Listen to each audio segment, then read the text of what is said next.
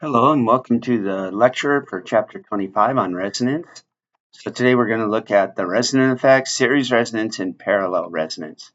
Now the concept of resonance is when reactive, um, the inductive reactance equals the capacitive reactance, and that will only be at one frequency. So when that happens, the only reactance is the actual resistance part. And where we see resonant circuits is primarily in radio frequency and communications tuned circuit. And what that allows is it allows the circuit to accept a signal for processing at one band of frequencies from many available. So like in this chart here, now this is with the um, impedance in ohms versus the frequency. And you can see when X of L equals X of C, right, which is right here. Hold on. Let me turn off that.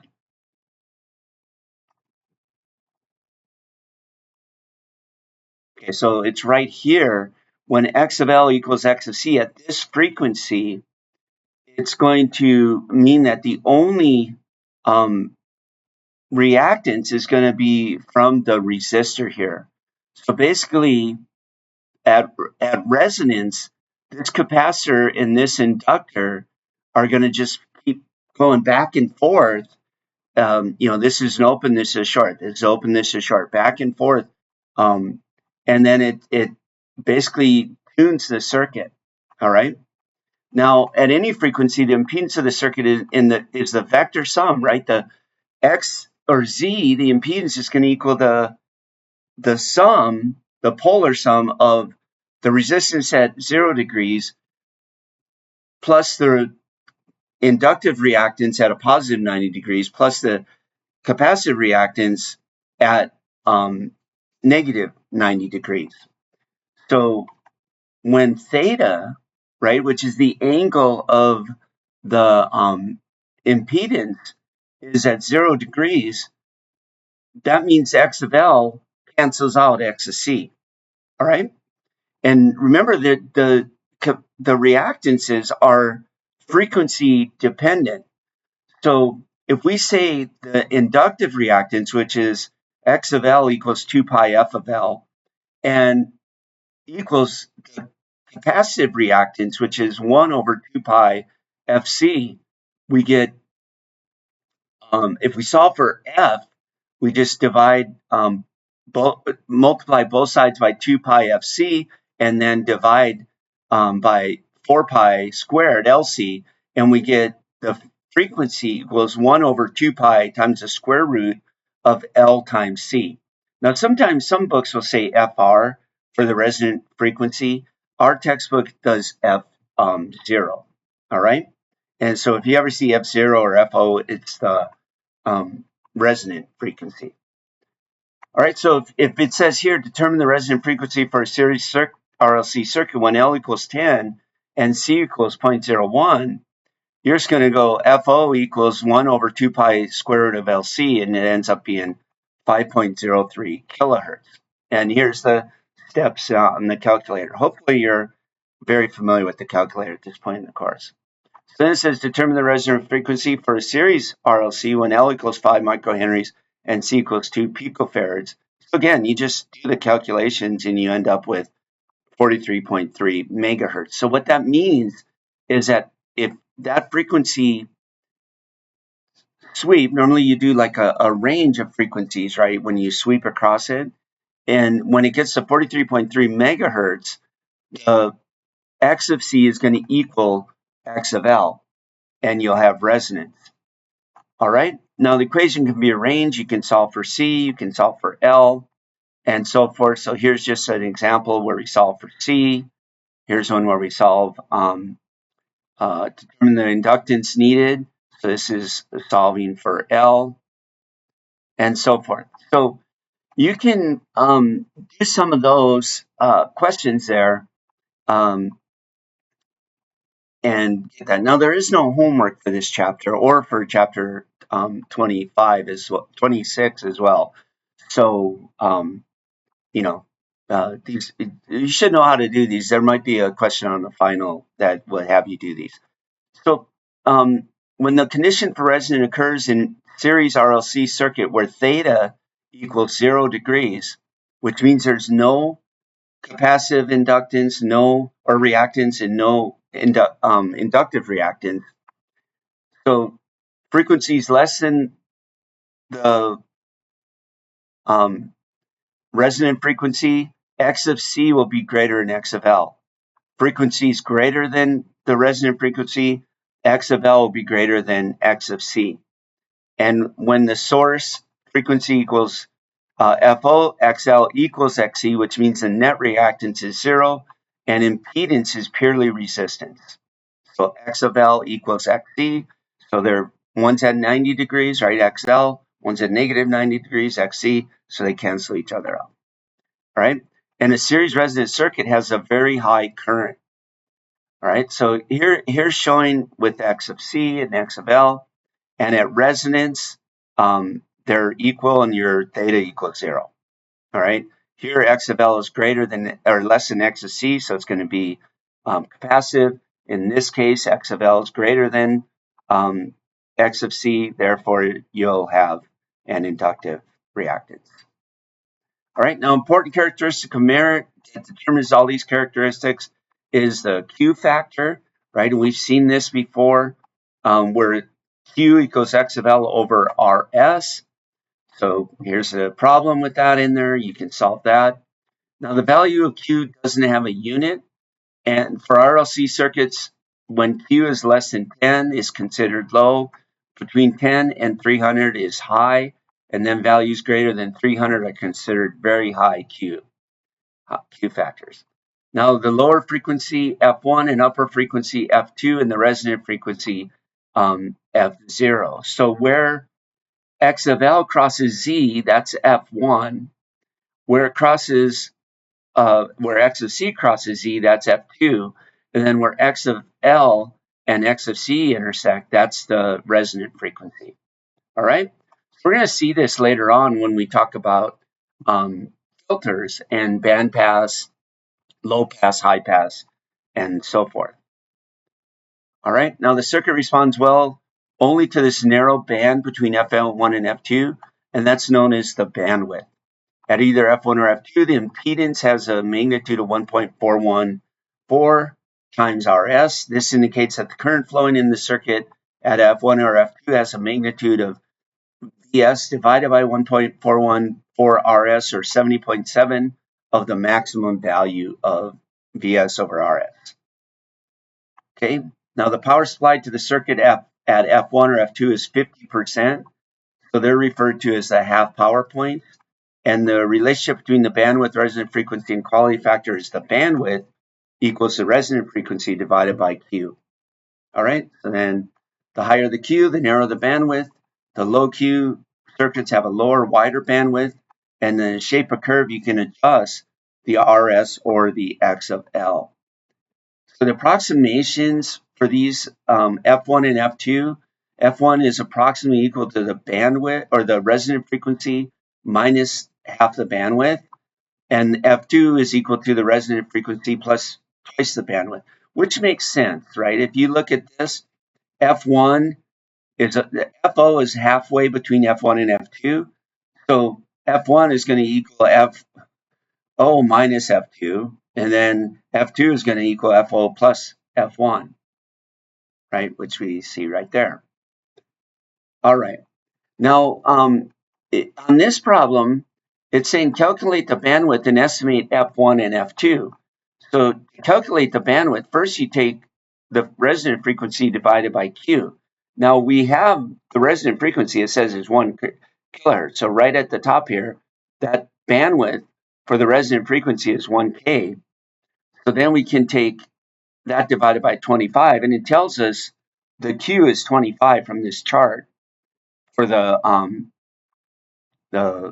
F1, and then F1 is going to equal, so if you take 1K divided by 25, it's 40 hertz. So F1 is going to be the resonant frequency minus 40 divided by 2, so that's 980.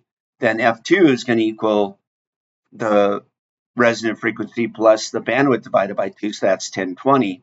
And then for a Q of 100, your bandwidth becomes 10 hertz, so this will be plus or minus 5 from 1K. So 1K minus 5 is 995, and then plus 5 is 1005. All right? Now, in a series resonant circuit, Q also indicates the factor by which the source voltage is multiplied in order to obtain the magnitude of the inductor and capacitor. So that calculation is the voltage across the inductor, or the voltage across the capacitor, is going to equal the Q factor times the source voltage. All right. So here it says calculate the value of C for resonance. Also calculate the current and voltages across the various components. So to solve this one, first we're going to have to figure out when X of L equals X of C. So to do that, we just have to figure out X of L, right? So, well, C equals 1 divided by 4 pi squared FO squared L. So if we do the math there, we get 0.01 microfarads because it's at this frequency of 31.8 kilohertz. So we're just kind of matching what capacitor do we need so that we'll have resonant frequency at 31.8. And we use this formula to calculate it. And then since the circuit is resonant, we know that the impedance is going to equal just the resistance. Therefore, the total current is going to equal the source voltage over the resistance.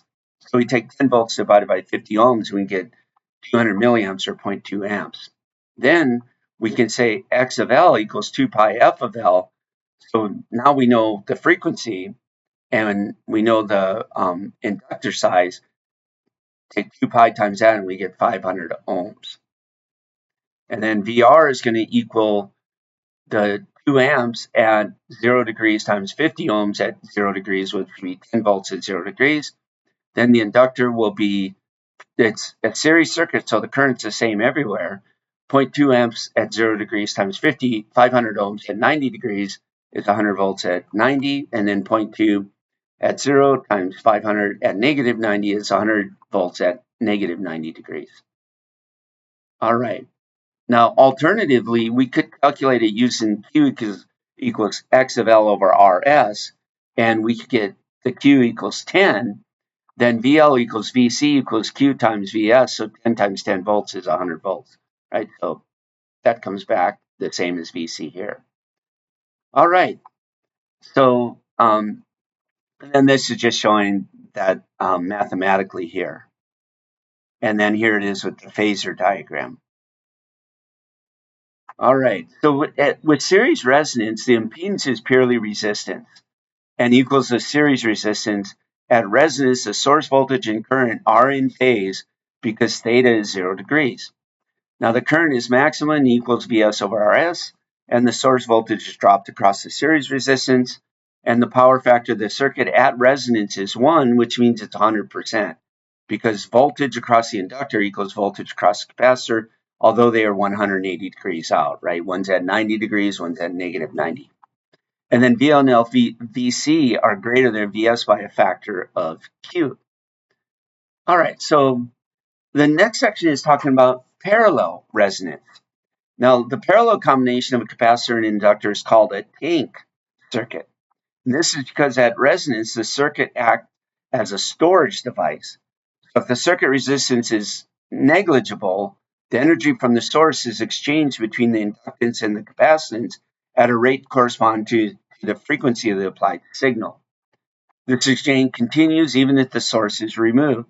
This is due to the constant charging and discharging of the capacitor and the expansion and collapsing of the magnetic field in the inductor. And that produces a flywheel effect where it will continue. Now, there is resistance in the wiring, so it doesn't go on forever. If there was zero resistance, so we have perfect conductors, the ideal, it would continue indefinitely. Now the resonant frequency for this circuit is the same, right? 1 over 2 pi square root of LC.